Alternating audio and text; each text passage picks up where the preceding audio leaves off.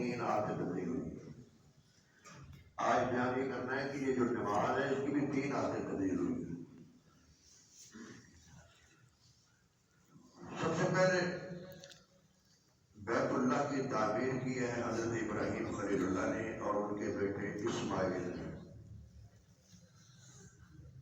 دونوں کا تذکرہ اس آیت کے اندر موجود ہے. فَإِذْ قَالَ إِبْرَاهِيمُ قَوَاعِدَ مِنَ الْبَيْتِ وَإِسْمَاعِيلُ. اسماعیل کون ہے؟ جن کو کہا جاتا ہے کہ وہ قربانی جن کی ہونے لگی. اب انہوں نے یہ بیت اللہ تعمیر کیا. جب اسماعیل کی عمر کچھ جوان ہو گئی نا، ابراہیم خلیل اللہ نے کہا بیٹا مجھے حکم ملا ہے کہ میں اللہ کا گھر تیار ہوں. تو بیٹے نے کہا بھائی جس طرح آپ کو حکم ہوگا آپ کریں. اب ابراہیم خلیل اللہ مستری بن گئے اور اسماعیل جو مزدور بن گئے. دونوں نے مل کے بیت اللہ کو تعمیر کیا ہے. بیت اللہ کو تعمیر کر رہے ہیں اور ساتھ ساتھ دعائیں بھی کر رہے ہیں. ربنا وجعلنا مسلمین لک ومن ذریتنا. اللہ ہمیں بھی اپنا فرمانبردار بنا لے اور ہماری اولادوں کو بھی فرمانبردار بنا لے. اولادوں کے لیے دعا کرنا یہ انبیاء کی سنت ہے.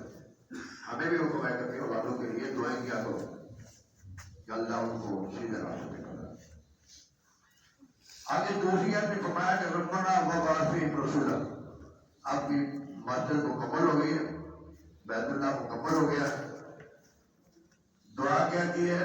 اللہ کوئی خطیب بھیج، کوئی امام بھیج جو اس کو آباد کرے. مسجدیں بنا کے خالی چھوڑ دینا یہ مناسب نہیں ہے. مسجدیں بنا کے پھر ان کے لیے انتظام کرنا، امام کا انتظام کرنا، خطیب کا انتظام کرنا تاکہ یہ گھر آباد ہوں، لوگ آتے رہیں، ان کو کچھ مفاد ملے. تو ابراہیم خلیل اللہ نے بھی دعا کی کہ اللہ کوئی خطیب بھیج دے، کوئی امام بھیج دے. لیکن یہ جو دعا ہے اس کو کچھ وقت لگا ہے. اس دعا کی قبولیت کو کچھ وقت لگا. بیت اللہ کی تعمیر کے تقریباً 40 سال بعد ایک اور مسجد بنی ہے.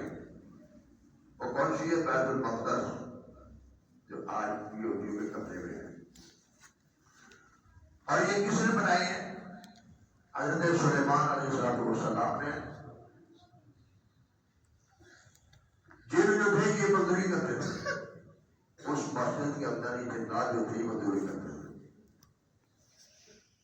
تو جنات کے متعلق یہ مشہور ہو گیا کہ جناب یہ غیب جانتے ہیں، ان کو غیب کا پتہ ہے. اللہ نے اس غیب کی نفی کرنے کے لیے ایک معاملہ کر دیا. جب وہ مسجد مکمل ہونے پہ آ گئی تو حضرت سلیمان علیہ السلام اپنی لاٹھی لے کے نا چھوٹی کے نیچے کھڑے ہو کر کے نگرانی کے لیے یہ نگرانی کر رہے ہیں. جب حضرت سلیمان علیہ السلام کی موت کا وقت آیا تو یہ جو لکڑی تھی ان کی چھوٹی کے نیچے تھی تو اللہ نے دیمک کو حکم دیا. دیمک سمجھتے ہیں اب سیوی لکڑیوں کھاتی ہے. اللہ نے اس کو حکم دیا، اس نے نیچے سے اس کو کھانا شروع کر دیا لکڑی کو. ادھر سے مسجد مکمل ہو گئی اور ادھر سے لکڑی جو گری نا تو اللہ کے نبی گر پڑے، فوت ہو گئے.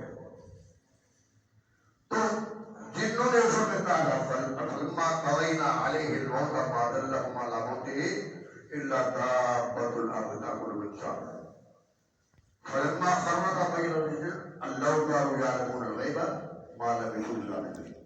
جب اللہ کے نبی گرے تو جنوں کو اس وقت پتا چلا کہ یہ تو کتنے عرصے سے فوت ہو چکے، ہمیں تو پتہ نہیں چلا. اللہ تعالی یعلمون الغیب، اگر ہمیں غیب کا علم ہوتا تو ہم یہ مشقت پہ نہ لگے رہتے جو مزدوریاں کر رہے تھے، اس پہ نہ لگے رہتے. اللہ حضرت ابراہیم علیہ السلام کے 2 بیٹے تھے. ایک کا نام ابراہیم تھا، ایک کا نام حضرت اسحاق تھا. ہمارے نبی سے پہلے جتنے بھی نبی آئے ہیں وہ سارے حضرت اسحاق کی نسل سے آئے ہیں. تو آخری وقت میں آخری پیغمبر کی باری آئی، آخری پیغمبر کی بڑی خوبیاں تورات میں آئی، انجیل میں آئی، زبور میں آئی.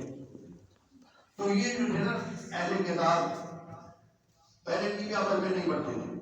یہودی جو تھے عیسائیوں کو بس ہاتھ میں لگاتے تھے، عیسائی جو تھے یہودیوں کو ہاتھ میں لگاتے تھے.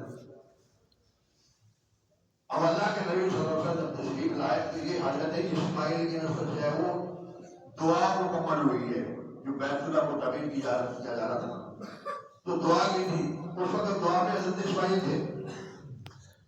اب اسماعیل کی نسل سے اللہ نے یہ آخری نبی بھیجا. یہاں سے یہودیوں کو جناب حسد ہو گیا جو آج تک ہمارے خلاف ہے. اتنی فضیلتوں والا نبی ہم نے تو یہ سمجھا تھا ہماری نسل سے آئے گا. یہودیوں نے کہا ہم اس کی پہلے بات مان کے نصارہ پرچار نہیں کرتے. نصارہ نے کہا ہم اس کی بات مان کے جناب ان کے خلاف ہو جاتے لڑتے. پہلے یہ باتیں تھی. جب انہوں نے دیکھا کہ یہ تو نبی دوسری طرف سے آ گیا ہمارے شریف کی طرف سے آ گیا اب حسد ہو گیا. تو یہ حسد آج کا نہیں بھائی یہ شروع ہو جاتا. یہ تو نصارہ گئے آخر میں نہیں مانتی یہ حسد کی وجہ سے مانتے شراکت کی وجہ سے کہ ہمارا شریک آ گیا. اللہ تو بھائیو یہ بیت المقدس جس کو جنہوں نے بنایا تھا جس نے نبی آئے ان کا یہ قبلہ تھا اس کی طرف ہو کر کے نماز پڑھنا. تو اللہ کے نبی صلی اللہ علیہ وسلم جب تشریف لائے تو وہ بھی ہجرت کر کے جب مدینہ طیبہ میں آئے 16 یا 17 مہینے تک بیت المقدس کی طرف ہو کر کے نماز پڑھتے رہے. لیکن اس کے بعد رسول اللہ صلی اللہ علیہ وسلم کی یہ دعا ہوتی تھی آسمان کی طرف آنکھیں اٹھاتے کہتے اللہ میرا یہ دل چاہتا ہے کہ میرا قبلہ وہ ہو جو میرے باپ ابراہیم نے اور اسماعیل نے تمہیں جیسا نہیں کیا. یعنی میرا منہ اس طرف ہو میں اس کو قبلہ بنانا پسند کرتا ہوں. تو رب کائنات نے فرمایا قد نرى تقلب وجهك في السماء.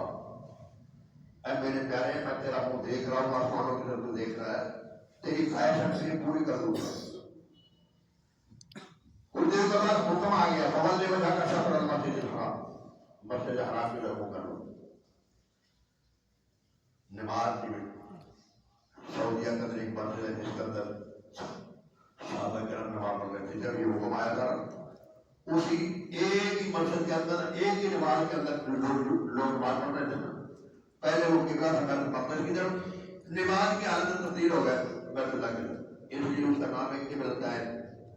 مسجد کا نام قبلۃ عین ہے کہ جو حکم ملا ایک صحابی نے بتایا کہ میں تو رسول اللہ صلی اللہ علیہ وسلم کی نماز پڑھ کے آ رہا ہوں آپ نے اپنا خوف سنا لو بیت اللہ کی طرف کیا ہوتا تو نماز کی حالت میں تبدیل ہو گئے کہ رسول اللہ صلی اللہ علیہ وسلم کی قبلہ تبدیل کر دیا. اللہ 16-17 مہینے بھائیوں آپ یہاں سے باتیں ہونے لگی ہیں کہ نماز میں تبدیلی کی 16-17 مہینے بیت